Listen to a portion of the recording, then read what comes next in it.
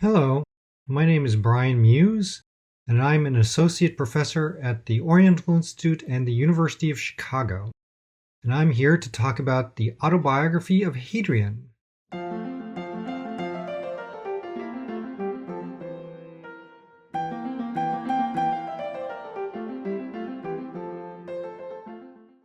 The Oriental Institute Museum possesses a papyrus with the inventory number E8349, which contains what is thought to be the Autobiography of Hadrian. Today we're going to talk about where the papyrus E8349 came from, what is papyrus E8349, who is Hadrian, and finally, whether the papyrus E8349 is a copy of the Autobiography of Hadrian. So let's begin with where did E8349 come from? Now we'll go back to between 334 and 323 BCE. Alexander the Great of Macedonia conquered the Persian Empire. After Alexander the Great's death in 323 BCE in Babylon, his generals divided up his empire, and his general Ptolemy took over Egypt. And around 305 BCE, he declared himself king of Egypt. Up until that point, he pretended to be a governor on behalf of Alexander the Great's heirs. And Ptolemy founded a dynasty known as the Ptolemaic dynasty, which ruled Egypt until 30 BCE, concluding with the famous Cleopatra VII. Now, both Alexander the Great and his general Ptolemy and his successors encouraged Greeks to settle in Egypt, to serve as soldiers and as administrators of the new kingdom. And the Ptolemies also encouraged both Greek immigrants, and Egyptians to become literate in Greek. The Ptolemies offered tax rebates for people who became teachers of Greek and encouraged everyone, well, not everyone, but encouraged as many people as possible to learn Greek. Now, as we know, in 30 BCE, Octavian, the future Emperor Augustus, defeated Cleopatra VII, the last of the Ptolemies, and incorporated Egypt into the Roman Empire. Now, under the Romans, Greek remained the language of administration in Egypt, and indeed in the entire Eastern Roman Empire, Greek was the administrative language. Most elite Romans were bilingual, or at least literate in both Latin and Greek. So it was not a problem for them to run the western part of the empire in Latin and the eastern part in Greek. So under both the Ptolemies and the Romans, students in Egypt learned Greek by studying and copying the Greek classics. Among them, the Iliad. We have here displayed Papyrus Oriental Institute Museum E2058, which is part of Book 2 of the Iliad, dating to the 1st-2nd centuries CE, found at the site of Oxyrhynchus and published as P. Oxy 121, which was the subject of a discussion earlier in this series. And you can see here that it's written in a very nice angular hand, known as a book hand. There are slight corrections in the text. That's not corrections to the text per se, but just sort of pronunciation guides, which could be used because these texts would have been read aloud and performed. They could also be studied and copied as a study tool. Now, moving forward in time, in the late 19th century of our era, Greek papyri from Egypt began to appear on the antiquities market in large numbers. And the Egypt Exploration Fund, based in Britain, but with a large number of subscribers in the United States, sponsored 2 British scholars to find the sources of the papyri and excavate them.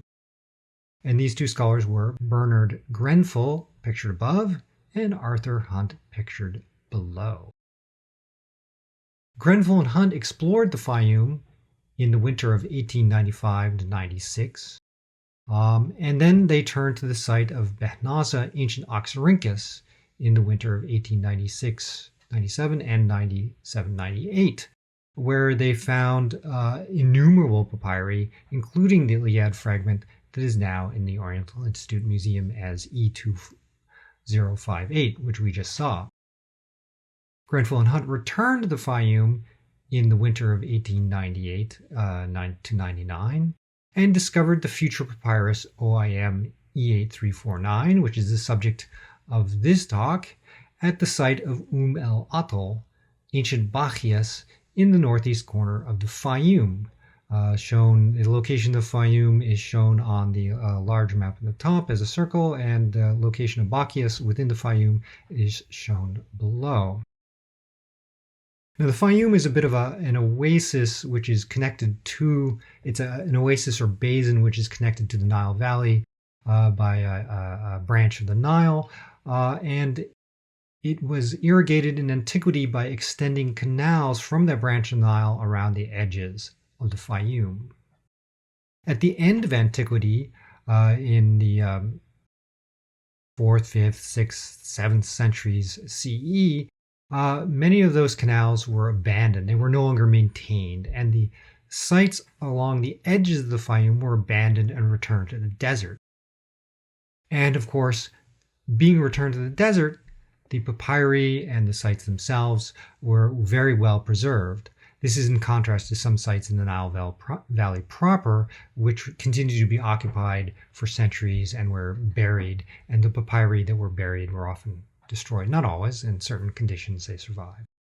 But we have a large proportion of our Greek papyri from Egypt come from the Fayum and also from the site of Oxyrhynchus, which is also on the edge of the Nile Valley. Now, Grenfell Hunt, we don't know exactly where the papyrus OIM 8349 came from at the site of Bacchias, because Grenfell and Hunt were not that interested in the sites themselves as they were simply in the papyri. That's what they were hunting for. They were hunting for papyri. And they describe their methodology here in their publication, Fayum Towns and Their Papyri, as they compare to excavating for gold. As you can read in this quote here, the method of digging for papyri in a town site represents some parallels to that of gold mining. The gold seeker follows a vein of quartz, while the papyrus digger has to follow a stratum or vein of what the natives call afsh, one of those convenient blank check words, which in the limited vocabulary of the Fellaheen, you notice a little bit of racism here, can take a variety of meanings. The gold digger does not look for gold where there is no quartz, and similarly, the papyrus seeker may practically disregard any other kind of earth than afsh. So you see here, they're not interested in excavating the settlement and the artifacts in the settlement and trying to find ancient lifeways. They're interested in finding Greek papyri. And so as a result, we don't know much about the context in which these papyri were found. Grenfell Hunt published OIM E8349 in their book that we've just mentioned, Fayum Towns and the Papyri, in 1900 as text number 19. And as you see on the slide here, this is the beginning of their description. Documents the Roman period, letter of the Emperor Hadrian, el Atoll or Bacchias, 2nd century CE. So they already identified this as a letter of the Emperor Hadrian. How did this papyrus come to the Oriental Institute Museum? Well, as I mentioned before, the Egypt Exploration Fund was financed by subscribers who, in return for subscribing to the fund and supplying essentially the funds that were used to support the excavations in Egypt, they received a portion of the fines commensurate to the size of their subscription. Grenfell Hunt therefore sent the papyrus to Chicago, where it entered the Haskell Oriental Museum, the first location of the Oriental Institute, in 1904, and then later it entered the Oriental Institute Museum in its new purpose-built location when it opened in 1931. So what is Papyrus Oriental Institute Museum E8349? Well, it is a piece of papyrus measuring about 8.5 inches tall by 4 inches wide, or if you prefer, 22 by 10.5 centimeters.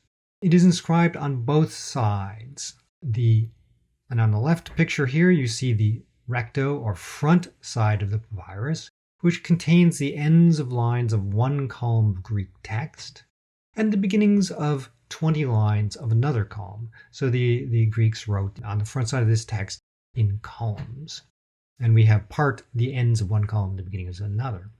The right picture shows the verso or backside of the papyrus, which contains 20 lines of Greek text, whose beginnings and ends are both lost. Not a great deal of both the beginning and the ends, but nonetheless, they're not preserved. So let's look at these two sides in more detail. The recto or front is to this day unpublished. The right column, which is the better preserved column, there's just barely a few letters from the ends of lines on the first column. The right column is a daybook account of taxation. And it begins, there are little headings which indicate that lines 1 through 7 are taxes collected on day 12, lines 8 through 13 are day 13, and lines 14 through 20 are day 14. Hopefully you can see it's written in a very cursive administrative hand. Administrators wrote in extremely cursive hands because normally the administrators kept these records for themselves, not for other people to read. Basically, if people asked them to provide an account of what they were doing, they would call up their records and essentially use them as a memory aid to make their reports. So, of course, they could be fairly cursive because they're writing in a hurry.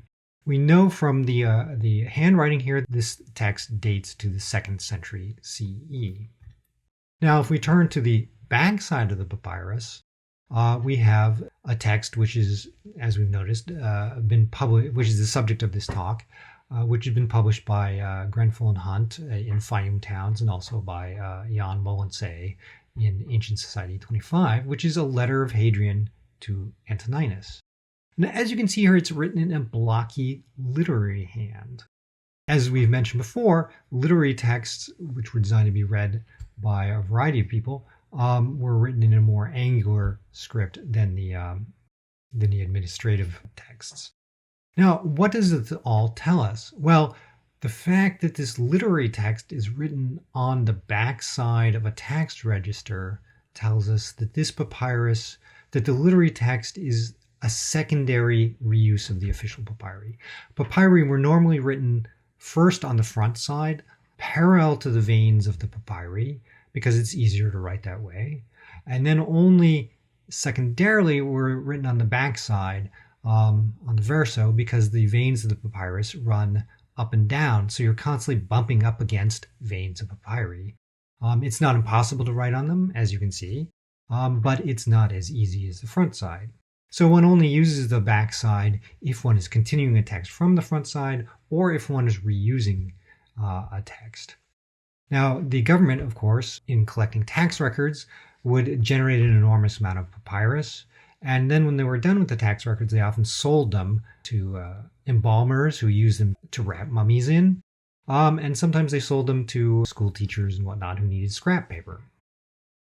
So it is not uncommon to find literary texts on the backside of a documentary or administrative text. Not every every literary text on the backside of a documentary text is a reuse.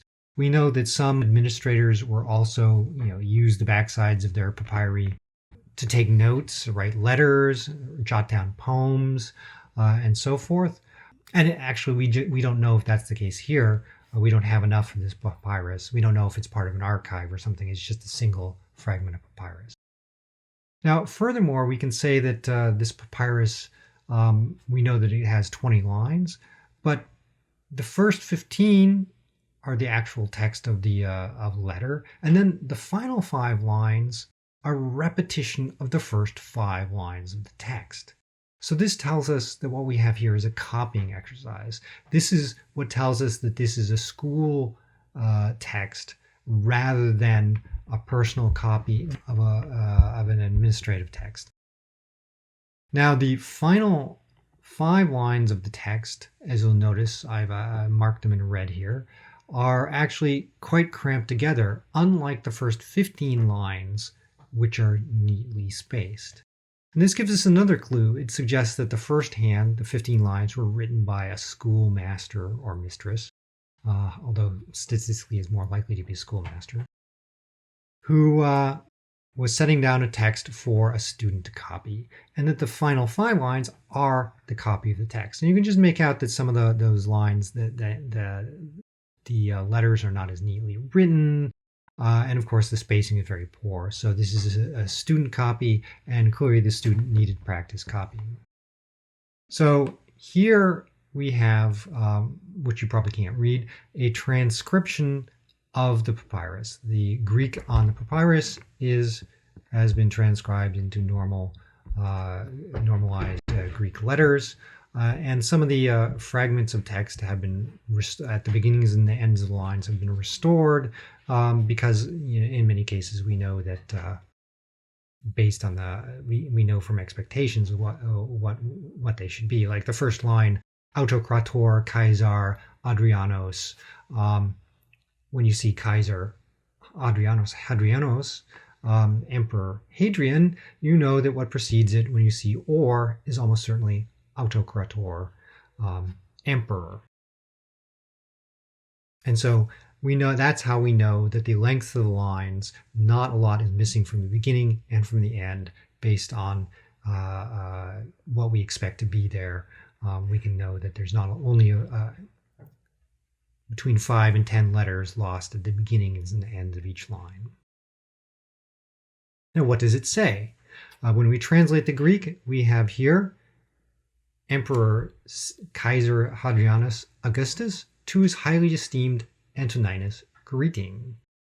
Above all, I would like you to know that I am being released from life neither untimely nor unreasonably, pitiably, unexpectedly, or with faculties impaired, though, as I have perceived, I thus may appear to you to do you wrong.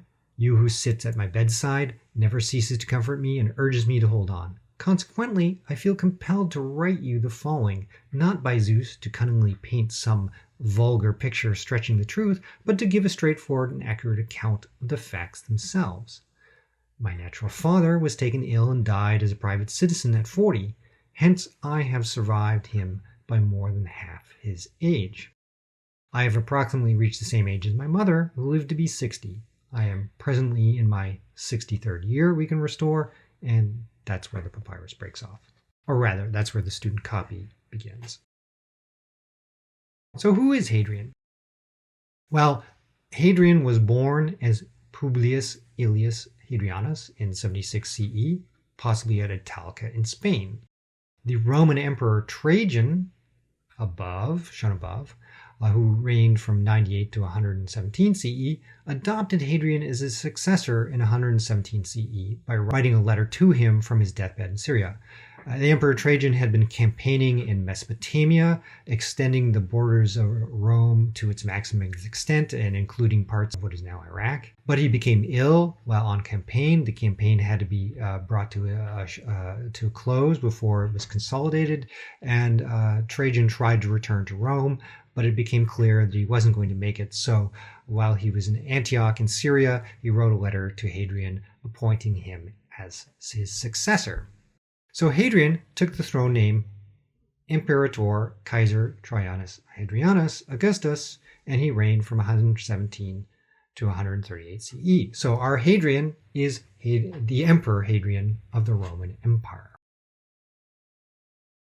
Now, Hadrian was a fervent Philhellene or lover of Greek culture. As a child, he was called Gracula or Little Greek, and as an adult, he wore a neatly trimmed beard in the Greek fashion, as you can see here from this statue. As emperor, he changed the fashion in Rome. Previously, Romans were clean-shaven for the most part, but from the time of Hadrian onwards, through his successors Antoninus Pius and Marcus Aurelius, it became the fashion to sport a short beard, as seen here. So quite the trendsetter. He traveled widely in the empire, unlike some emperors who spent a lot of time in Rome and ruled from the capital. He traveled throughout the provinces. So in the first part of his reign, he traveled predominantly, although not exclusively, through the Western Roman Empire between 121 and 125 CE, during which time he visited Britain in 122 CE and founded Hadrian's Wall, including the fortress of Vindolanda, which is famous for containing some of the earliest writings from Britain, various notes from to and from soldiers stationed on the border of the Roman Empire in what is now northern part of England. Between 125 and 128 CE, the Emperor Hadrian primarily stayed in Rome and greatly expanded his state at Tivoli, just outside of Rome, which is known today as Hadrian's Villa. And here you can see two of the more striking parts of the villa. It contained a large number of buildings, water features, gardens, theaters, and so on and so forth. It was almost like a small town. And we know from literary texts that the different portions were named after different parts of the empire, which sort of gave a theme. One in the lower right corner here was named Canopus, after a suburb of Alexandria, and had a sort of Egyptian theme. And you can actually see a statue of a crocodile sitting next to the canal there. Between 128 and 132 CE, the Emperor Hadrian traveled again throughout the Eastern Roman Empire.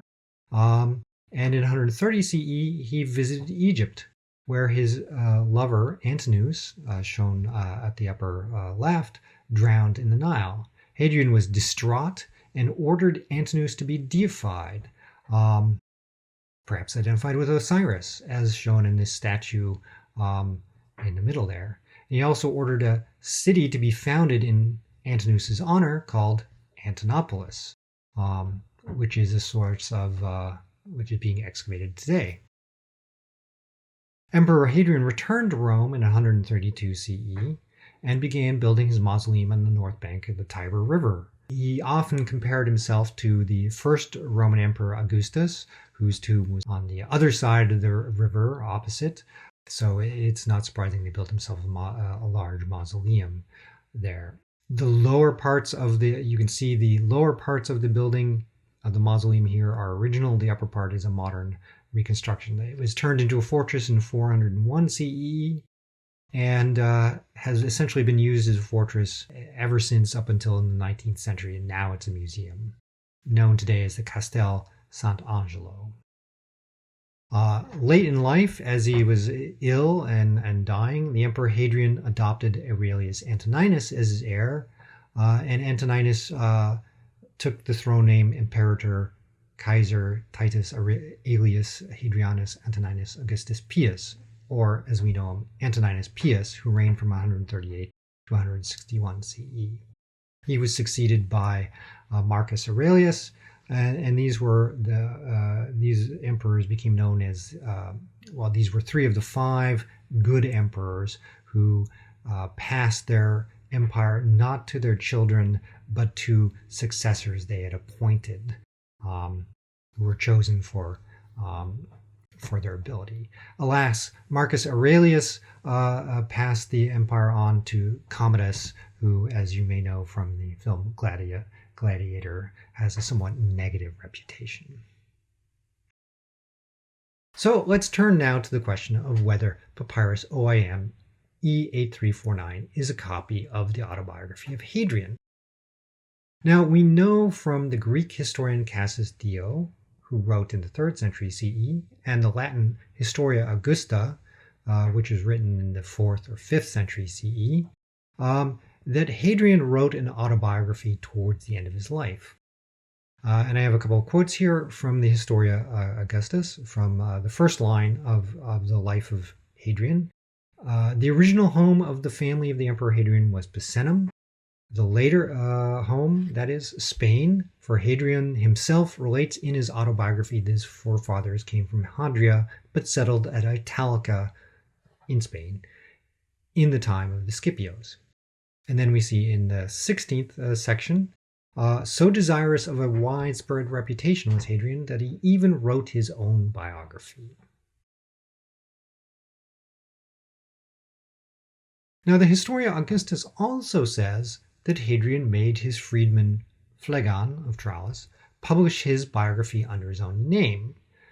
In the continuation of the passage we just read, this that is the biography, he gave to his educated freedmen with instructions to publish it under their own names. For indeed Phlegon's writings, it is said, are Hadrian's in reality. Now, this is undoubtedly erroneous, because both the Historia Augustus and Cassius Dio knew that Hadrian had written his own biography. So this is typical of some of these later histories. They're very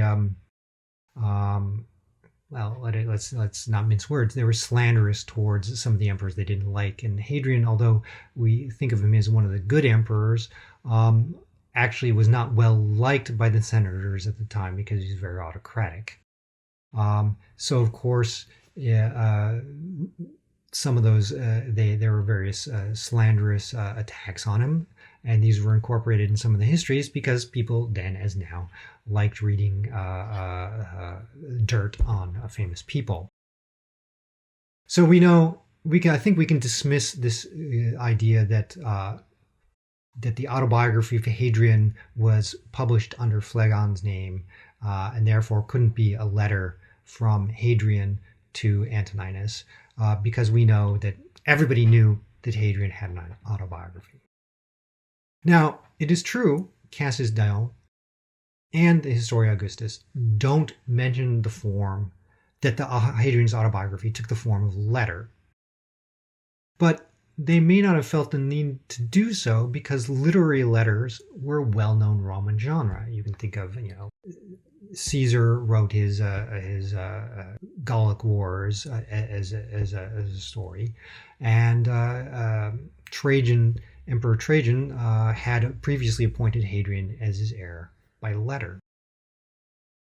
So this wouldn't have been especially remarkable that it took the form of a letter, and so they may not have felt the need to mention it. Now, you might also note that Papyrus OIM E8349 is in Greek rather than Latin, which is the language you'd expect an autobiography of a Roman emperor to be written in. But again, Hadrian was fluent in both Latin and Greek, as were many of the elites of the Roman Empire, but especially Hadrian, who was a Philhellene. And furthermore, important documents would have been translated into Greek in the eastern half of the Roman Empire, including Egypt. So it is entirely unsurprising that in Egypt you would find the Greek version of an autobiography of Hadrian rather than the Latin version. This doesn't mean that it can't be a copy of the autobiography. Nor is it surprising that a teacher used the autobiographical letter of Hadrian as a school text. By the 4th century CE, there existed collections of sayings of letters attributed to Hadrian in parallel Latin and Greek texts, which have survived in longer and shorter versions and in multiple copies, presumably because they were used as school books. We tend to find texts which are used as school books, like the Iliad, used to teach Greek, in multiple copies. People also use them for edification and enjoyment, but when school children have to use them, then they get produced in multiple copies. So we know that Hadrian's sayings and letters were being used as school texts in the 4th century CE, so it might not be surprising that an autobiography of Hadrian, written in the form of a letter, in both Greek and Latin, that the Greek version was distributed in Egypt. This is of course serving as propaganda as well as and appointing a new emperor, Antoninus Pius, as well as an autobiography and a literary text. That this could be used as a model of for some student already in the 2nd century CE. So you can decide for yourself, but I think there are very good reasons, and most scholars agree, that there are very good reasons to believe that the Oriental Institute's Papyrus E8349 is in fact a copy, the only surviving copy of the lost autobiography of Hadrian. And with that, I conclude my talk and wish you a good day. For over 100 years, the OI has been a leading research center for the study of ancient Middle Eastern civilizations. Join us in uncovering the past and learn about the beginnings of our lives as humans together. Become a member by visiting oi.uchicago.edu/member.